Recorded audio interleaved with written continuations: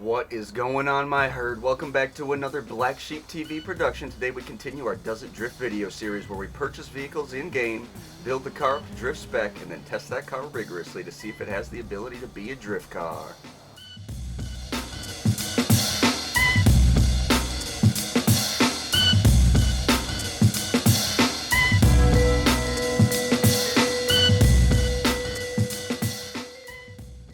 Today I want us all to take note that not only do I enjoy interacting with my subscribers in the comments section below, but I also will listen. If you want to see something and it's within the realm of reasoning to see that, then I will make it happen for you guys. If you want to see something on Does It Drift, and yes, I do have a request to make another video along those lines, making a little bit more advanced of a drift track, probably more of a Gymkhana course, something a little bit more intricate using more props, but this isn't that. So let's get into this, guys. It was requested to me to try out the Ubermacht Sentinel XS. Now this is the Sentinel XS on the back there, as you see.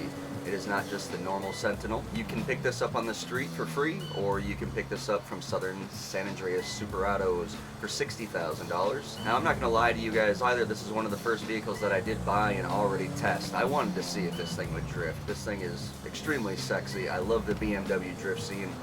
I couldn't wait. You know, last night I bought this thing. I didn't have time to make a video. I wanted to see if it drifted. Although I'm not going to spoil it for you, we're just going to hop right in and stance this vehicle. Let's go to the track. I'm bringing you guys on one of the very first tracks I've ever created in this game. And this was when I was really trying to get the feel of, I knew how to drift at this time, but I didn't know how can you make this drifting competitive. Obviously the e-brake sliding, there is no way to judge it, there's no way to do anything about that. So as soon as I found out how to really drift side to side transfers, get from point to point in a drift, do full laps drifting the entire time without ever leaving that drift, that's when I started building tracks, and this was the first thing. This exact track is really what spawned my Gymkhana time attack.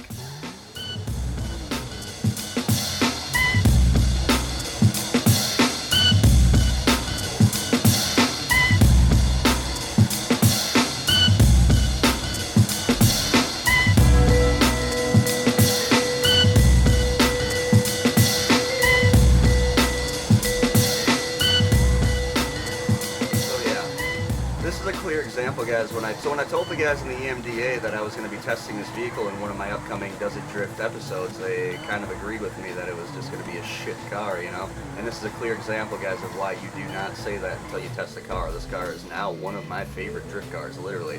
Now, it's not one of the best drift cars, but sexy as hell, and it drifts quite well as well.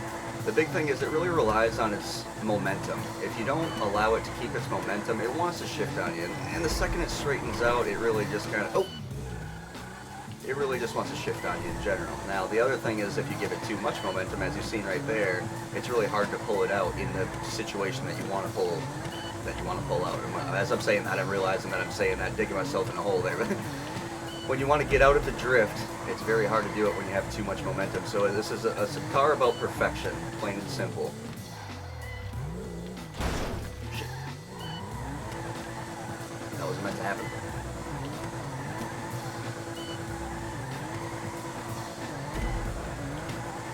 But as I said, this is already one of my favorite new drift cars. I mean, I like the look of it. The e-brake is kind of faulty. I do have no brakes in it. I am starting to begin to learn, guys, that the braking, if you don't have an e-brake in a car and you put brakes all the way up, you know, the full brake upgrade in it, you usually can get a little bit more e-brake action out of it.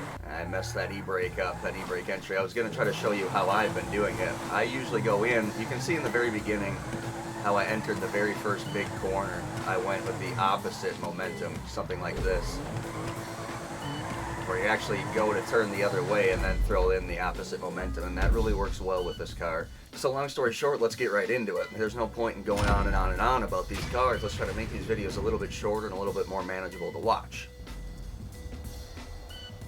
Yes, guys, I will link that track in the description below, so if you want to play that, you're on Xbox One, you can download that and play it yourself.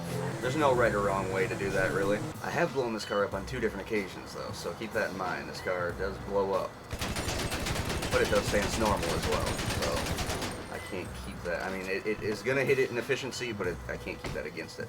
Let's get into cost. What do we really got here?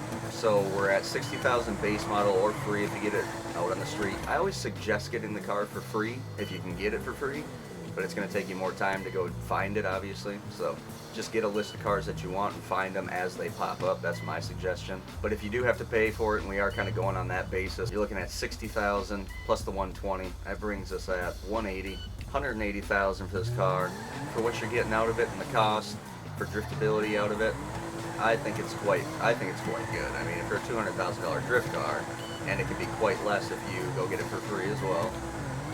This thing's solid 8, definitely a solid 8. Now, the reason why it's not scoring a 9 or a 10 is because it needs to be you need to be precise with this car. If you don't have skill in drifting, specifically this type of drifting as well, this car is going to be kind of out of control. It's going to be shifting on you left and right. You need to have the momentum perfect. You need to have your e-brake perfect in the transfers. As I said, this is literally one of my new favorite drift cars. This may even be ranking top 5. I really, really like this car. I personally thought that this wouldn't be any good, but when you stance a vehicle, it changes everything. It changes everything. Driftability, we just covered basically its drift flaws with the momentum, the transfers, the e-brake. It needs a lot of precision. Therefore, that's going to hit it a little bit. Is it driftable? Absolutely, it's driftable. Probably even competitively driftable. But you need to be on your stuff. This is not a... Oh, man. This is not a beginner's drift car by any means. I would never suggest this car to a beginner that's learning how to drift. Stick with the Futo, stick with no stancing. Go watch the How to Drift for Beginners video, then work your way up to How to Drift with the advanced techniques. Then go get yourself one of these. After you've tried with the Schwarzer for a while, you're getting the Schwarzer, the Futo, maybe another vehicle of your choice. This one is a little bit more precise. Now, of course, there's going to be some that are stubborn and say, hey, I like the BMW. I like the look of that. I see that you're drifting it quite well. I can do that too. And yes, you can do this, but it's going to take you a little bit to get to the point where I'm at here with this car. I have a lot of skill with other cars in the game to where I can just kind of adapt. I can pick up and adapt and make this thing happen. So although I may be making it look a little bit easier, the driftability on this thing is going to take a little bit of hit. It's not going to get that 8. It's going to be down in the 7.